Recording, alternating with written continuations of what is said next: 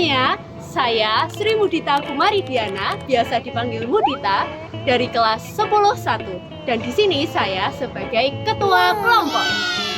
Halo semua, perkenalkan saya Gracia Pramaswari Putri Kirana Darmanto, biasa dipanggil Gracia, dari kelas 10-1 sebagai sekretaris.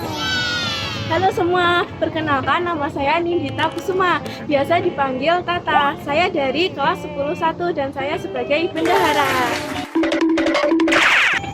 Halo semua, saya Mikael Santiago Nugroho atau biasa dipanggil Mikael. Saya dari kelas 10-1 sebagai kameramen. Halo semuanya, saya Birliana Cinta Ira Sentia, biasa dipanggil Cinta. Saya dari kelas 10-1 sebagai anggota. Halo semuanya, perkenalkan saya Yusuf Radha Mulya, biasa dipanggil Yusuf dari kelas 10-1 dan di sini saya sebagai anggota. Oke, lihat sini teman-teman semuanya. Di sini kami akan melakukan wawancara tentang harmoni dalam keberagaman di Gereja Katolik. Gereja Katolik Santo Antonius Purbayan. Penasaran nggak nih? Penasaran dong? Oke, stay tune. Siapa yang tak kenal dengan kota ini? Salah satu kota di Pulau Jawa yang dijuluki sebagai kota budaya. Iya, inilah kota Solo, kota kami. Semakin disusuri indahnya kota Solo, semakin buat kami sadar bahwa kota ini bukan hanya beragam akan budaya saja, tetapi juga dengan masyarakatnya, termasuk agamanya. Dan hal inilah yang buat kami berpikir, bagaimana masyarakat mampu menyikapi segala perbedaan yang ada. Jadi hal yang mustahil juga kan apabila terjadi konflik di tengah keberagaman itu, terutama menyangkut agama, suatu bagian yang terkadang menjadi perdebatan tersendiri beberapa orang, bahkan bisa menjadi peluang terjadinya konflik. Kami pun mencoba menilik separuh pandangan orang Solo dalam menyikapi perbedaan tersebut. Dan pilihan kami jatuh di salah satu gereja di tengah kota, Gereja Katolik Santo Antonius Padua Purbayan.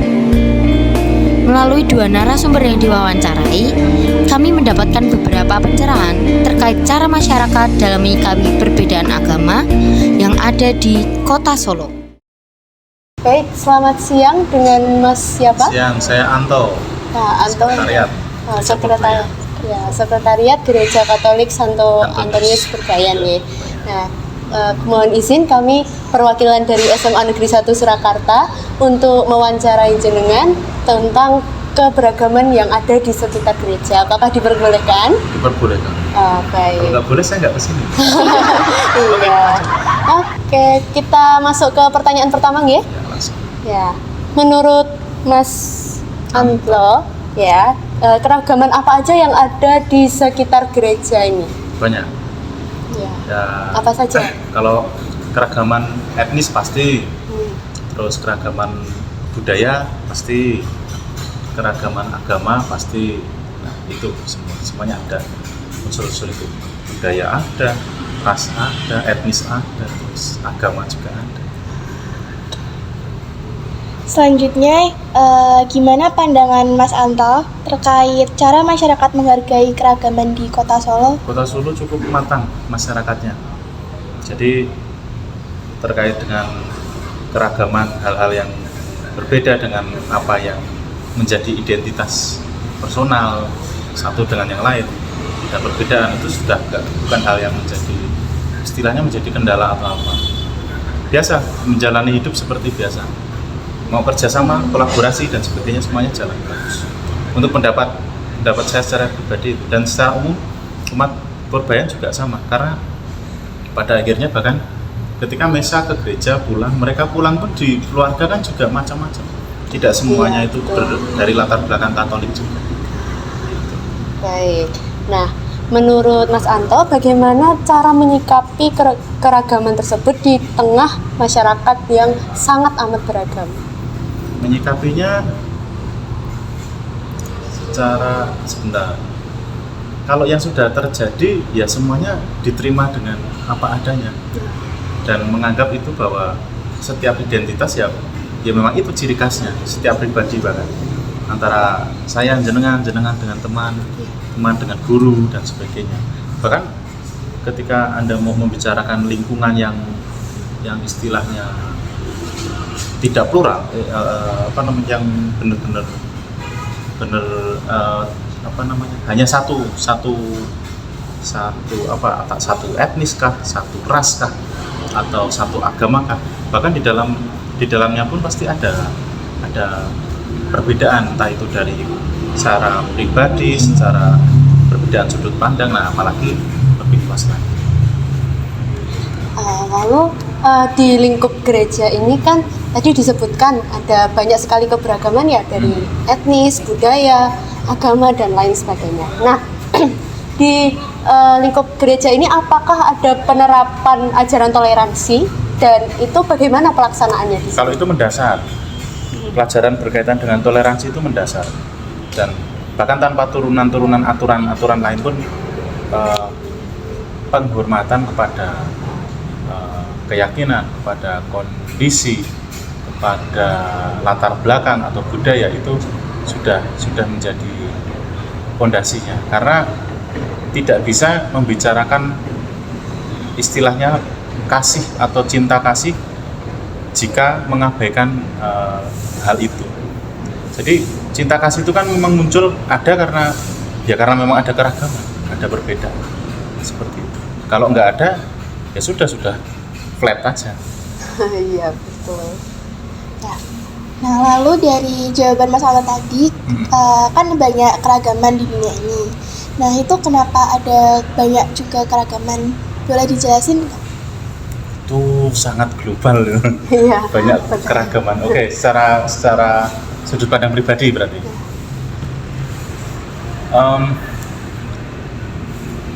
Tidak ada istilahnya sesuatu yang pada akhirnya kalau dari sudut pandang saya, berarti saya akan dipengaruhi dengan budaya Katolikan.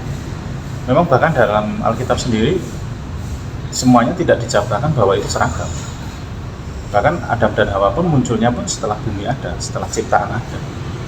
Sebelum mereka ada pun keragaman itu sudah ada. Binatang tidak seragam, cuaca tidak seragam, terus fase siang malam tidak seragam, ada fasenya gitu. Kemudian adanya Adam dan Hawa, keturunannya dan sebagainya, lalu munculnya berbagai ras di latar, terus persebaran manusia, kalau masuk ke sains, lalu kemudian bagaimana iklim dan latar belakang suatu daerah atau wilayah mempengaruhi kebudayaan seperti itu kan, dan prosesnya kan kalau di compare itu tidak cepat. Itu kan ada yang bilang jutaan tahun proses, kalau ada yang ribuan tahun proses dan sebagainya. Nah, bahkan dari hal-hal itu pun pasti akan menimbulkan keragaman. Yang lebih spesifik aja, dalam satu rumah ayah ibu melahirkan 3 orang anak. 3 orang anak ini juga tidak seragam. Gitu. Kan seperti itu. Baik. Yang lain? Sudah cukup, Oke. pertanyaannya sudah habis ya. Ya, terima kasih atas sama-sama. penjelasannya Oke. terhadap Mohon maaf kalau segala ada kesalahan kata atau bahkan ngelantur kemana-mana.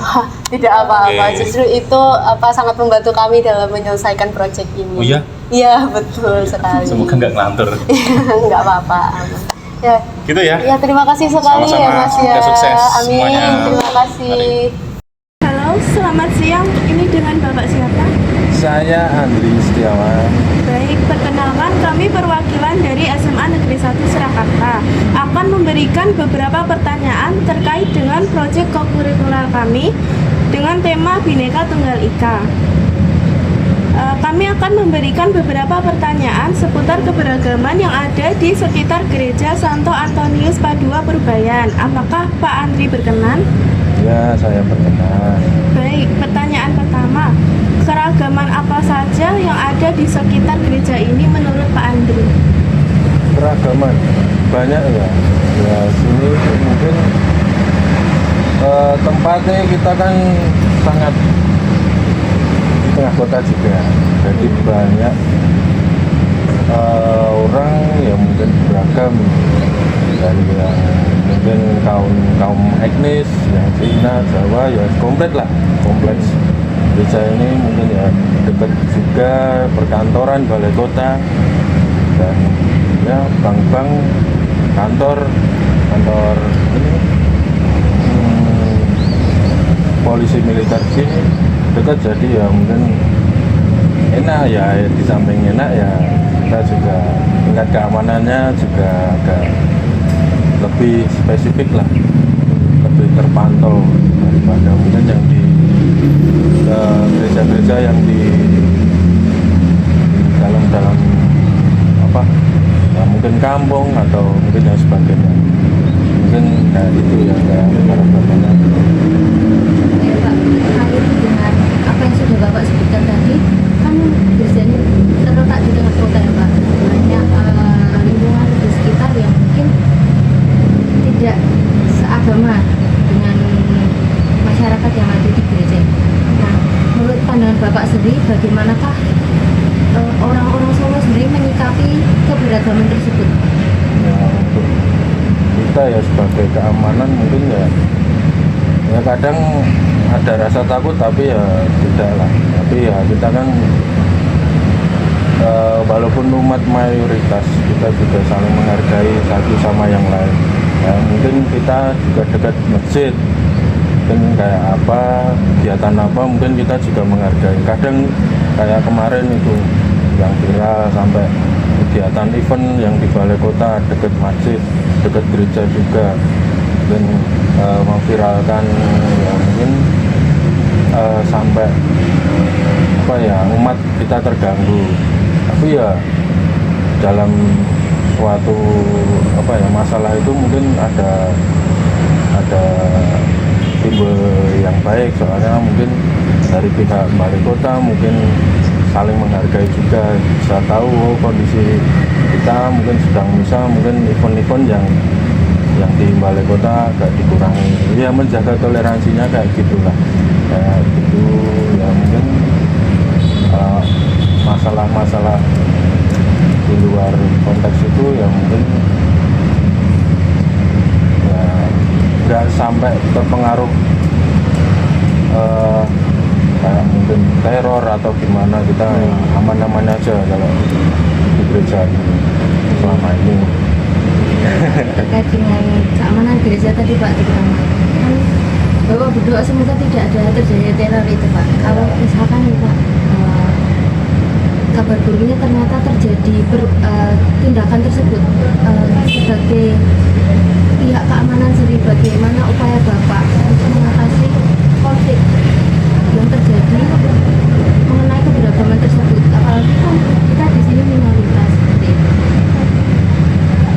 Ya kita ya untuk keamanan mungkin kita kan banyak ya, maksudnya backup dari polisi, TNI maupun apapun organisasi yang ada di gereja. Mungkin kita bisa koordinasi dengan pihak-pihak tersebut kalau ada kemungkinan, kalau terjadi kayak gitu, kalau kita mungkin sampai ada teror, mungkin kan ya kita backup-nya gitu ada. Jadi kita ya di samping ya tenang lah, makanya kayak apa-apa mungkin bisa hubungi ya orang-orang tersebut, jadi mungkin bisa membantu untuk keamanan gereja dan sebagainya. Nah, kita mungkin gitu. Baik, bagaimana pandangan Bapak semisal ada kejadian seperti teror yang antar keberagaman, misal teror antar agama, antar suku, itu menurut pandangan Bapak itu bagaimana? Apakah baik atau buruk? Dan bagaimana menyikapi keberagaman yang ada di tengah-tengah kehidupan masyarakat ini yang beragam? Kalau kita ya menyikapi ya kurang apa ya, kurang bisa bertoleransi sama umat yang mayoritas. Tapi ya kita harus menyikapi itu, harus berusaha ya lebih tenang, jangan terprovokasi sama hal-hal tersebut. Jadi, kita ya mungkin itu sih, harus percaya satu sama yang lain, jadi nggak boleh ada provokasi yang tersebut, apalagi mau berita-berita yang hoax gitu, kita ya jangan mengikuti hal-hal itulah. Kita harus fokus sama diri kita sendiri, maupun jangan terbawa oleh terpengaruh sama hal-hal yang itulah. Mungkin nggak menyikapinya ke hal-hal yang itu, ya mungkin itu yang kita sebagai keamanan ya jangan terpengaruh oleh kayak gitu mah. Itu udah mereka mau ngapa ya setelah kita cuman bisa mungkin terjadi sesuatu di depan halaman gereja atau gimana, kita menyikapinya dengan baik, jangan terpengaruh oleh orang-orang tersebut. Terus misalnya bicara ya mungkin bicara yang baik, itu aja. Ada oknum-oknum tersebut ya kita harus memberi tindakan yang persuasif. Jadi masih pembicaraan jangan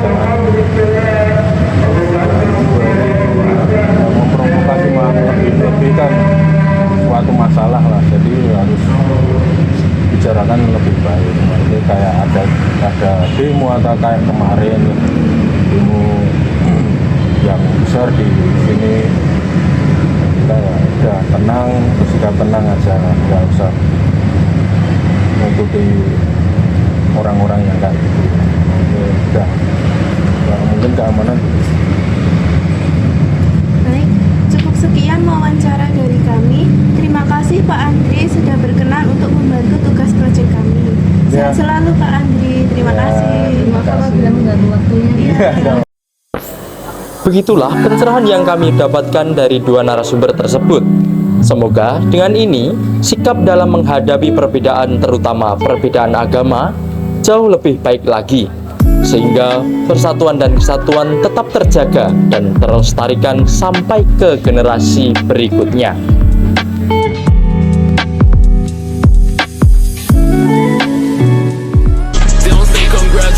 But you know they watch that shit. I ain't even gon' get mad. I'm young, black and rich.